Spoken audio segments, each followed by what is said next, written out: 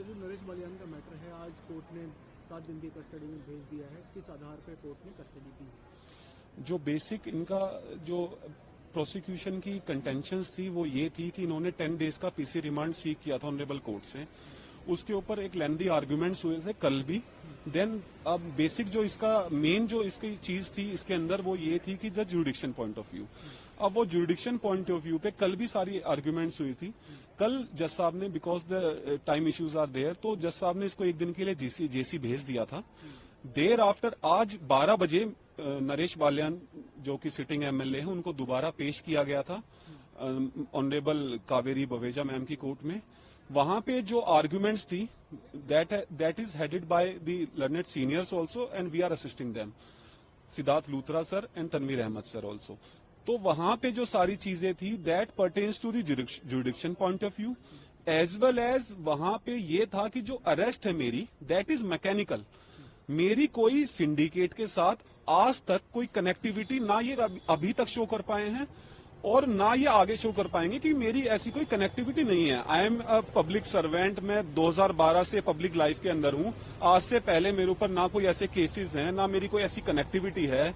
Now elections are round the corner, he is a strong contender there. So ये सब देखते हुए अब इनकी जो कंटेंशंस है वो ये हैं कि नरेश बालियान को, अब मैं आपको थोड़ा सा सिनेरियो बता देता हूँ इसका जो अरेस्ट का है। जी कोर्ट का ऑर्डर है, कोर्ट की क्या रीजनिंग है, कोर्ट ने किस ग्राउंड पर कस्टडी ग्रांट करी?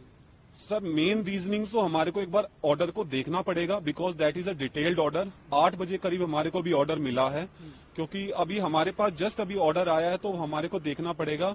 हमारी जो कंटेंशन थी वो दो पॉइंट से basically, first is the jurisdiction point of view and second is my the arrest itself is illegal. So 2 point से that has been satisfied. Jurisdiction के पॉइंट पे कोर्ट ने कुछ कहा है, आपने देखा कुछ ऑपरेटिंग पार्ट में क्या कहा है? क्योंकि जुडिक्शन का मेन इशू है, कुछ कोर्ट ने कहा कि कोर्ट सुन सकती है क्योंकि सुन तो नहीं, कोर्ट ऑब्वियसली सुन सकती है। Detailed order is there, they are relying on Rambir Shokeen judgement that too by the honourable Supreme Court Ashwini Kumar judgement के ऊपर रामबीर शौकीन की रिलाई करी थी। We have also given some judgements और ऑनरेबल कोर्ट ने डिटेल्ड ऑर्डर उसके अंदर किया है और उसकी पीसी 7 डेज के लिए जो पीसी है वो ग्रांट की है। 13 तारीख को दोबारा कोर्ट के अंदर पेश किया जाएगा।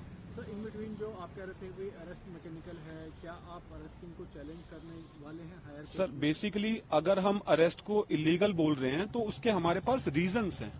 रीजंस ये हैं कि मेरे को मैकेनिकली 30 तारीख को मेरे प्रीमाइसिस से अरेस्ट कर लिया जाता है in a case that has been registered in 2023। 1.5 साल पहले के केस के अंदर मेरे को अरेस्ट किया जाता है। उस केस के अंदर टिल डेट 30 तारीख तक ना मैं अक्यूज था, ना मैं कहीं नेम्ड था, ना किसी विटनेस ने ये बोला कि नरेश बालियान ने हमारे कॉल किया है। जो भी चीजें उसके अंदर थी, 30 तारीख को एक वीडियो सरफेस होता है उसके हाई कोर्ट्स में। वो पहले भी 1.5 साल पहले जो वीडियो इसके सोशल मीडिया के अंदर था वो 1.5 साल अभी जो 30 तारीख को सुबह एक वो वीडियो दोबारा सर्कुलेट होता है। उस वीडियो के बेसिस पे क्राइम ब्रांच आरके पुरम मेरे को मेरे ऑफिस से अरेस्ट कर लेती है इन द एक्सटॉर्शन केस। अब उसका बेसिस ये बनाया जाता है कि जो 1.5 साल पहले का केस था जिसके मेरे ऊपर कुछ एलिगेशंस नहीं थे, सिर्फ मेरे ऊपर एक 161 की स्टेटमेंट कंप्लेनेंट की ली जाती है on the very same day. वहां पे एक पारस दलाल साहब ने डिटेल्ड ऑर्डर पास किया। In that case I have been granted bail. अब जैसे ही मेरी उसके अंदर बेल हुई, बिकॉज देयर कंटेंशंस आर कि नरेश बालियान को elections are round the corner, इसको लंबे समय तक अंदर कैसे रखा जाए। अब वहां के अंदर इन्होंने एक एमसीओसी एक्ट के अंदर एक केस रजिस्टर हुआ था 2 अगस्त में, इस 2024 में 28 अगस्त की एफआईआर है, that two of A Nandu gang. अब उसके अंदर मेरे को इन्होंने 2 एफआईआर के अंदर नेम्ड किया है। उन एफआईआर के अंदर एक एफआईआर तो ये है कि जिसके बाद मेरे को 30 तारीख को अरेस्ट किया था, जिसके अंदर मेरे को बेल ग्रांट करनी, that is a detailed order, जो कि इन्होंने जो वॉइस जो सर्कुलेट हो रही थी, जो वॉइस रिकॉर्डिंग्स थी, उस बेसिस पे किया था वो, because that doesn't have any authenticity. और एक केस मेरे ऊपर लगाया है, एक दैट पर्टेन्स टू पीएस मोन गार्डन 60/23। उस केस के अंदर चार्जशीट ऑलरेडी फाइल हो चुकी है। मेरे ना मैं उस केस के अंदर एक्यूज हूं, ना मैं नेम्ड हूं, ना आज तक मेरे कोई नोटिस आया है, ना मैंने इन्वेस्टिगेशन ज्वाइन की। उस केस के अंदर मेरा आज तक कोई भी नाम नहीं है। अब ये क्या करते हैं, ये दो केसेस दिखाते हैं कि सर, यस अब आगे की जो रणनीति है वो क्या रहेगी? आप क्या सर बेसिक जो अभी निर्णय हमारे लेंगे? को हमारे को अभी ऑर्डर अभी just now we have receive the order, will see to it कि हमारी फर्दर जो लीगल आगे जो क्या सारी चीजें रहेंगी वो हम देखते हुए हमारी जो बेसिक जो कंटेंशन अभी है वो ये है कि जो अरेस्ट है वो arrest itself is illegal, so we don't go for a bail application.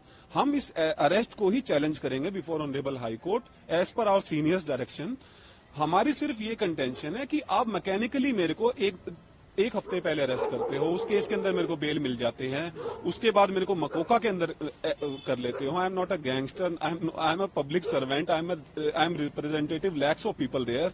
मेरा सिर्फ ये है, सिर्फ मेरा ये पर्पस है जो हमारी एडवांस करने का आर्ग्यूमेंट, ताकि जो नरेश बालियान है इलेक्शंस आर देयर, अब उसको मैकेनिकली इस केस के अंदर अरेस्ट कर लिया गया है।